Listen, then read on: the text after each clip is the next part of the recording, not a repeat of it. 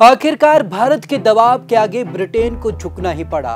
वो लगातार ये मानने से इनकार कर रहा था, यानी कि भारत में जो कोवैक्सीन के डोज लोगों को लगे हैं वो लगातार उसको मान्यता देने से कतरा रहा था और साफ तौर पर इनकार कर रहा था। लेकिन जैसे ही भारत ने दबाव बढ़ाया वो ये मानने को तैयार हो गया कि वाकई में ही भारत का जो वैक्सीनेशन है वो सही है। लेकिन अभी भी उसने कुछ नियमों में बदलाव नहीं किया है। चलिए आपको खास रिपोर्ट में दिखाते हैं कि आखिरकार किस तरीके से ब्रिटेन अब कहीं मानने को तैयार हुआ कि भारत में जो कोविशील्ड है वो एक सही डोज है।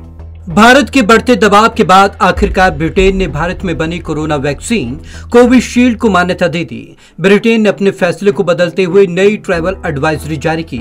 हालांकि ब्रिटेन की वैक्सीन रेसिज्म पर भारत के एतराज के बाद ब्रिटेन ने मरहम लगाने की कोशिश की है, लेकिन भारतीयों के लिए नियमों में कोई बदलाव नहीं किया है। भारत का वैक्सीन प्रोग्राम मंजूर नहीं। आपको बता दें कि मंगलवार को भारत के विदेश मंत्री एस जयशंकर ने ब्रिटेन के सामने कोविशील्ड को मान्यता न देने का मुद्दा उठाया था। विदेश मंत्री ने कहा कि कोविशील्ड वैक्सीन की गैर मान्यता एक भेदभावपूर्ण नीति है, जिसके ठीक एक दिन बाद बुधवार को ब्रिटेन ने ट्रैवल गाइडलाइंस में साफ किया कि वो कोविशील्ड को अप्रूव्ड वैक्सीन मानता है। लेकिन भारत के वैक्सीनेशन प्रोग्राम को ब्रिटेन ने अभी भी मंजूरी नहीं दी है। इसका मतलब यह है कि अभी भी भारतीयों को ब्रिटेन जाने पर 10 दिन के लिए क्वारंटीन रहना होगा। भारतीयों के लिए रहेंगे ये नियम।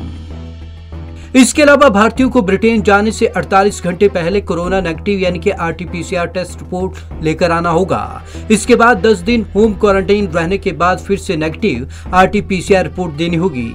इससे भी हैरत की बात यह है कि ब्रिटेन ने नई गाइडलाइंस में उन देशों के नाम लिखे हैं जहां वैक्सीन लगवाने पर उसे अप्रूव माना जाएगा। इस लिस्ट में भारत का नाम नहीं है। इस लिस्ट में बहरीन, कुवैत, मलेशिया और ताइवान जैसे देशों के नाम शामिल हैं। ब्रिटेन की वैक्सीनेटेड लिस्ट में ये देश शामिल।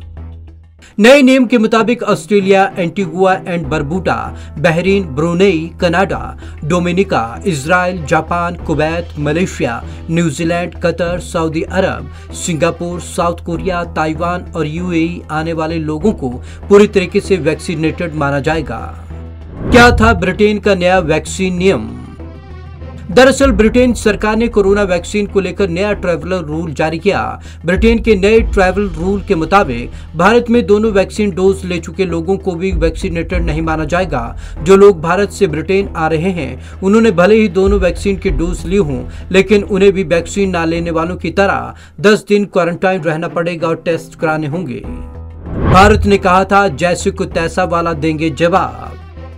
वहीं भारत सरकार ने भी इस पर आपत्ति जताई। विदेश मंत्री एस जयशंकर ने अपने ब्रिटिश समकक्ष के सामने इस मुद्दे को मजबूती से उठाया। विदेश सचिव हर्षवर्धन श्रृंगला ने कहा कि कोविशील्ड को मान्यता नहीं देने के मुद्दे पर ब्रिटेन और दूसरे देशों द्वारा भेदभाव किए जाने पर भारत भी जैसे को तैसा की तर्ज पर व्यवहार करेगा और कोविशील्ड को मान्यता नहीं देने वाले देशों को वैक्सीन को भारत में भी मान्यता नहीं दी जाएगी।